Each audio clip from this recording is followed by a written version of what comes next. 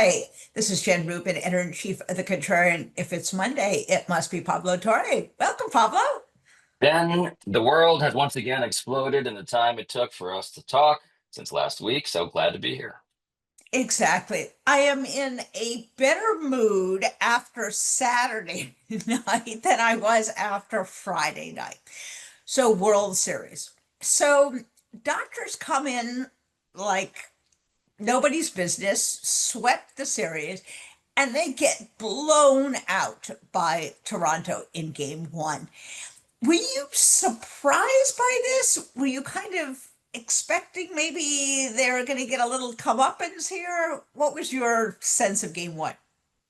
I used to work for an editor at Sports Illustrated, Dick Friedman. He used to always tell me that it's not an upset if you win on your home court. And look, the Blue Jays were playing at home.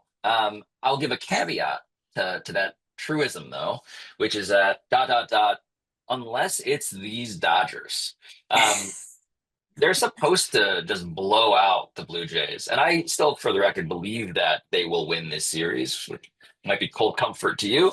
But Yeah. I think that stealing game one, so to speak, to borrow the language of being a non-upset, um, stealing game one makes sense for the Blue Jays. Their work is just cut out for them. I mean, game two, you see the Dodgers return to form. You see the Yeah. best pitching staff in recorded modern playoff history once again dominate. And that is the problem, is that there is a top to bottom rotation. And look, it's going to be Glass now and Otani. It's up to them to hold the line here against Max Scherzer. I think that the Blue Jays remain a heavy, heavy underdog, even though they took game one. I will say, however, after being masterful earlier in the playoffs, seeing Snell really get pounded raises some concern. And although the Dodgers' rotation is quite strong, you wonder, like, what happens game five? What are they going to do if we get to that point? Well, we will get to a game five. What do they do? Do they go back to their usual? Do they try to sub in some relievers and kind of hold over? It's kind of an interesting managerial choice on the pitching staff as you get deeper into the series. Totally. I mean, look, the whole thing about the Dodgers, the throwbackness of the way that they've been rolling to the World Series has been that they got starters who go deep into games.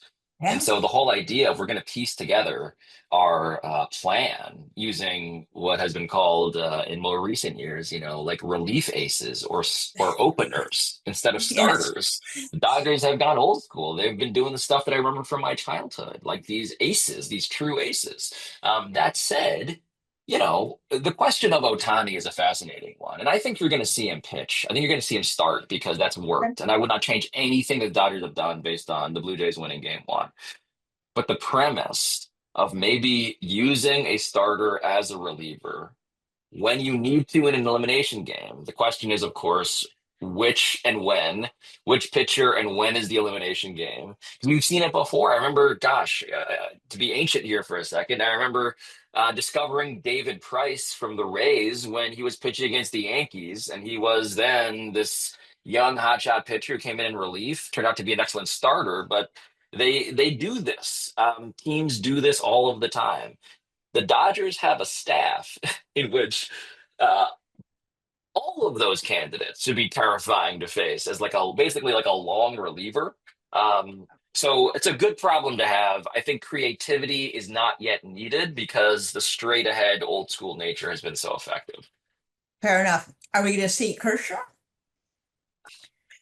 That's from a pure sentimentality point of view, like it would be perfect if he got to be that reliever that I mentioned.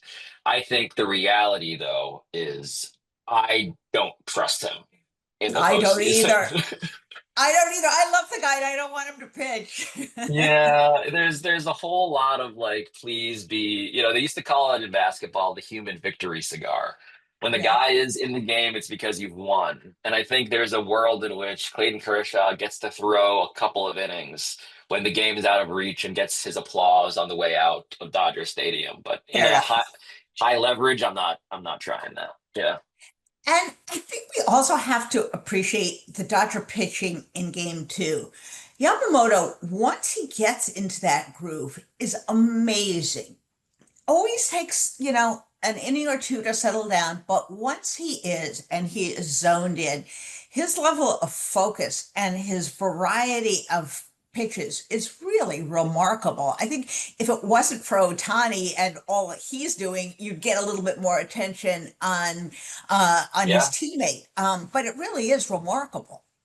Oh yeah, I mean, look, the guy is one of the highest paid pitchers in the history of baseball for a reason. I like Yeah. to joke, as I often do, uh, that Japan has just become a farm system for the Dodgers. Yes. There is Exhibit B. They didn't get Otani out of Japan. They got this guy, perhaps because they got Otani from the Angels, and so now it's a pipeline that is, yeah, Japanese pitchers tend to be a little bit ahead of the curve in terms of the variety of pitches, especially. They throw things that Yes. Americans Yes. are a bit unfamiliar with. And so the idea that at the end of the season, he's still catching people by surprise, says quite a bit about how good his stuff is. Kind of. So, from the sublime to the horrible, we have yet another betting scandal. And this one hits hard because the NBA was a big proponent of sports betting. And you have actually two scandals. We'll talk about one first, which is the primarily sports one. Of those sports people were involved in the phony Yeah. uh, poker games.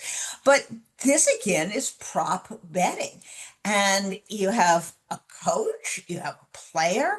How deep do you think this goes? And what kind of problem is this for the NBA? So, big picture for the NBA, Adam Silver, when he took over as commissioner, he did two things of note. One was usher the transition of power from Donald Sterling to Steve Ballmer. That story is one I've talked endlessly to you about at this point, the Aspiration Clippers scandal.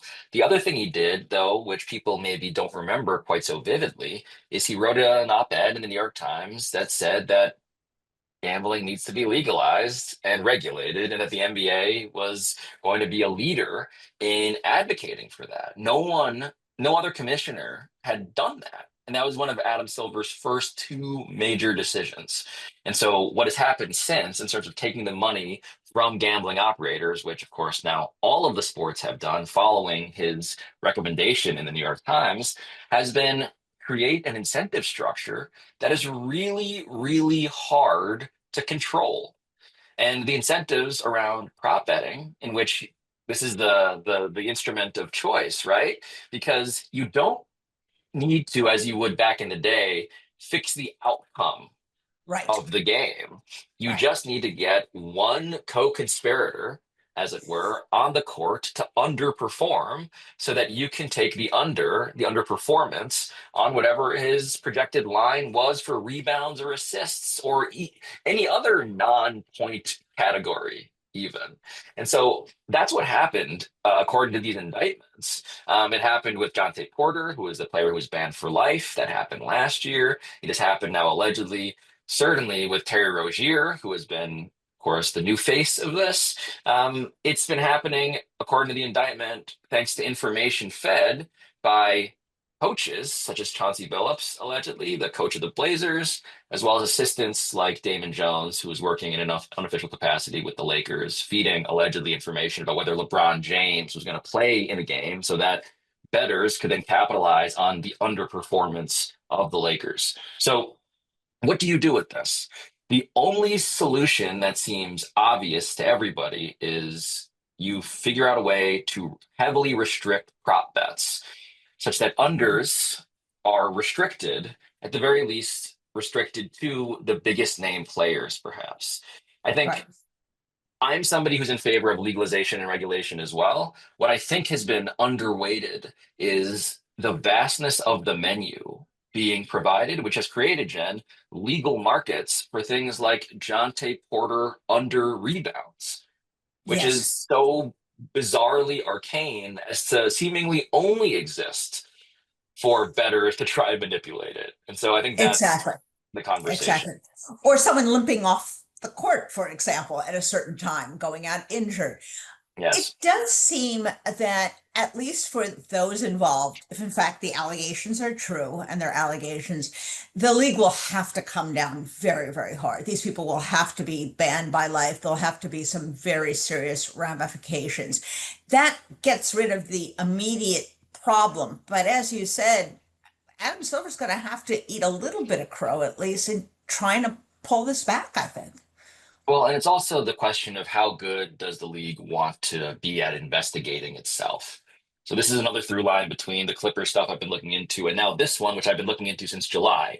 We published an Yep. episode unmasking the NBA gambling scandal Yes. was the title on YouTube, and we pointed to the fact that this all goes back to the Jonte Porter group chat that got him banned for life, in which there were a bunch of guys associated with the world of poker who were trading inside information to make these Right. bets across a network of straw bettors, essentially, all around America.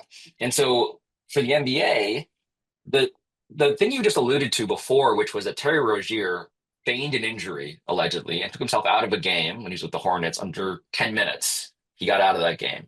Um, the question is like, okay, so when the gambling operators flag the suspicious activity that was made on that game for the under, which hit and paid off, the gambling operators flagged that.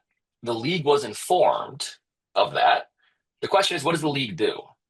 And the Right. problem, the mess that happened is that the league ultimately decided to let Terry Rozier keep playing. And they did not publicly announce this. They did not announce it or communicate this privately, according to reporting, to the Miami Heat, for instance, which traded for Terry Rozier after that. And now Terry Rozier, of course, is sidelined because he's been indicted by the federal government. And so now the Miami Heat is asking what happened to the NBA investigation, which cleared reportedly Terry Rozier. And so now you get to this problem of the NBA having to say, Adam Silver has now said, Jen, in interviews, well, the NBA investigations are very limited. We don't have subpoena power. The federal government can do so much more than us. And that is, on some level, okay to say if you're not simultaneously going to claim, when convenient to you, that the NBA investigation got to the bottom of anything. You can be a lot better at investigating your scandals if you really commit resources and intention to it. This is an Yes. example of the NBA seemingly not really wanting to know and hoping it went away with their fingers crossed, only for the government to come over the top and say, actually, we're going to arrest a number of active participants in your league, coaches and players, because we have found things that seemingly the NBA allegedly did not. The other aspect, of course, is the journalistic aspect. The people who are covering this are heavily invested in the whole gambling bracket. And there was a mini flap when ESPN took off their little bug that they have to advertise their sports betting. How does ESPN and the other outfits that are playing so heavily into the sports betting cover something like this? Aren't they really pretty conflicted at this point? Yeah, the conflict is apparent to anybody who realizes like the macro economy of sports in which everybody, I mean, LeBron James is doing DraftKings ads, ESPN has ESPN Bet. Every broadcast you see commercials and licensing deals with gambling operators. And look, on some level, that is okay if you can plausibly claim, find a way to plausibly claim that you still care about the integrity of the competition, which on some level must be more than merely the theater of caring. But I would Yes. say that right now, the theater of caring isn't really present. And that's what's Interesting. interesting to me. So when logos are taken down during segments and when people have to basically almost hang their head to any degree about how this business that we got into with gambling operators has conflicted our ability to cover these stories because we are some of the biggest pushers of this business. Um, for them to be held to any sort of account for that is it's progress along that spectrum of shame, the Overton window, so to speak, of this story that wasn't the case before this news broke. And so there's a lot going on, right? So Cash Patel showed up at this presentation of findings, right? And so we Desperate to you find something that he wasn't in trouble for doing. Yeah. and so lots of this is a yes and story, right? Yes, Right. this story was started, by the way, under the Biden administration. Yes, Yes. it's true that Cash Patel's FBI is now clearly steering it in some way. And yes, it's also true that by the end of the month, Adam Silver is being called to a hearing on Capitol Hill by a bipartisan group of energy and commerce congressmen, members of the House committee. And so it's a yes and story. And one of those yes ands is the fact that we are finding it incredibly difficult in the modern era to find credible critics and journalists who aren't themselves conflicted. And on some level, of course, that is inevitable because the Right. macro economy is such that the gambling operators have money at a time when the cable television industry no longer is funding the sport. The Middle East has money at a time when the old ways of doing business in sports media are changing, have already changed rapidly. And so we have to navigate this all too. And of course, the independent guy, Pablo Torre, now can say whatever he wants, investigate whoever he wants. And that's really incredibly important. And as we've talked so often, the intersection of sports and politics, and the consolidation and the ideological transformation of political news coverage is similar to the sports. Who's going to own you? Who's going to speak to you? How do you trust Right. what you're getting? Who's really interested here? And that's going to be a problem so long as we have billionaires and so long as we have a system that kind of allows them to push the pieces around. Yeah, look, there are ways. I remember, look, I worked at ESPN, and ESPN was literally in business on the television rights deal side, the most valuable part Yes. of the company, with the leagues. They were literal business partners. But the thing that Oh, ESPN committed to when I was working there, I cannot speak to its inner workings with the same intimacy that I can about what it was like back then. They committed to funding seemingly a rare degree of adversarial journalism that was to me a point of pride because it right. did make their business partners often unhappy. So I believe that there are ways in which you can construct a Yes. newsroom to be protected by the interference, from the interference of the federal government or your business partners. What we are seeing, though, across media, look at CBS as the most recent example, you are seeing the shedding of even the theater that's a priority. Like Yes. before, at the very least, you would want to claim that you had it, let alone fund Right. it. Now it seems like the jig is up. And Yeah. so why even bother? And I hope that if nothing else, this nudges us again towards a corporate incentive to fund journalism because when there's a real news story and you got to cover the partners that you otherwise have because you're also claiming to be a news operation, I hope that there is a pang of shame that you can't credibly do that because you didn't even pretend. And once we get to that point, Jen, of people pretending again, we can talk about actually funding this stuff rigorously. But it's really just like, can we pick the bar off the floor like 2 inches, and then we can move ahead in something resembling a fourth estate. That is the best analysis I have heard of late of the media landscape, CBS, ESPN, and the rest, which is why I love these conversations.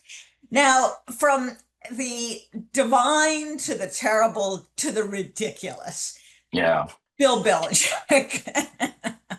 Is there any team he can't lose to? I mean, what are they going to do with him? And what does this mean for North Carolina? Yeah, we published an episode last week, late last week, about Michael Lombardi, who was the highest paid general manager in college football. He is Bill Yeah. Belichick's consigliere, the guy running the football program. The episode was basically fact checking his resume. He claims to be a 3-time Super Bowl winning strategist and executive. Spoiler alert, listen to the episode. It turns out that he is not quite that.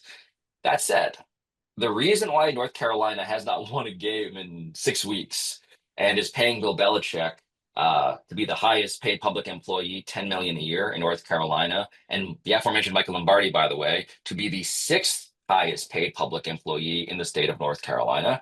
Um, all of that begs the question of why is any of this worth it?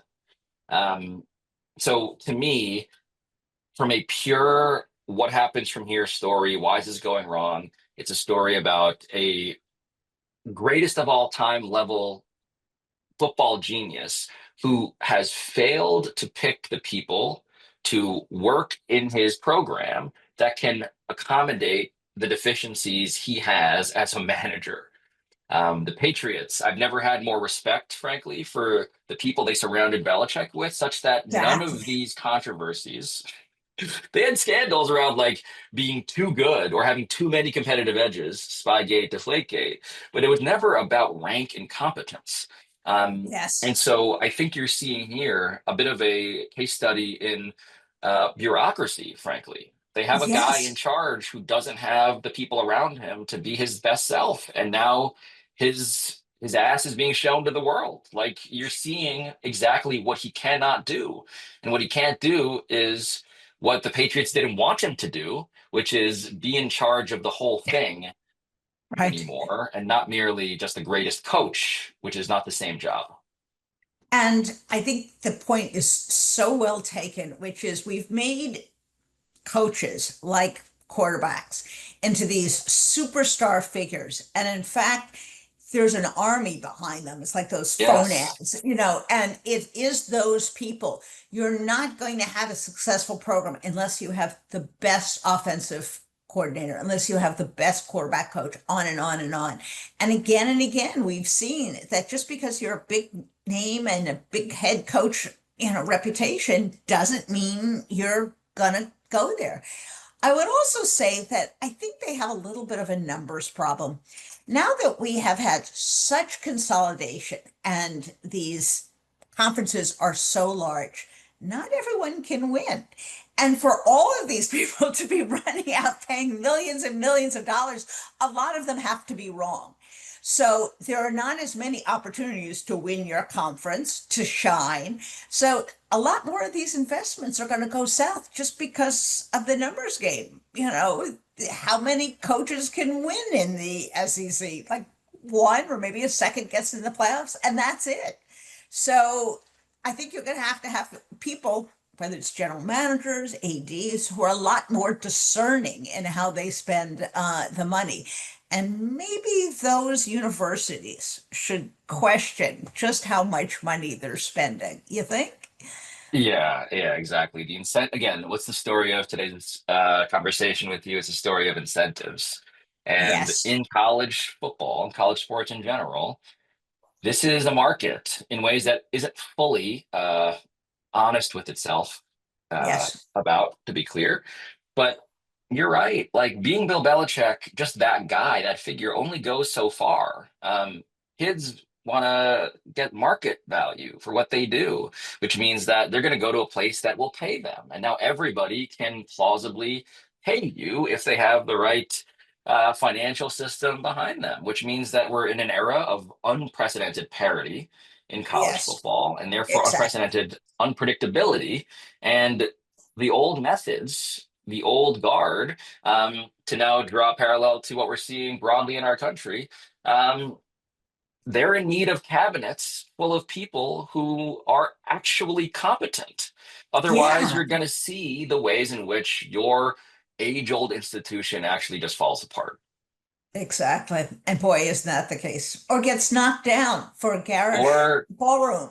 it's literally demolished. Yes. Yes, exactly.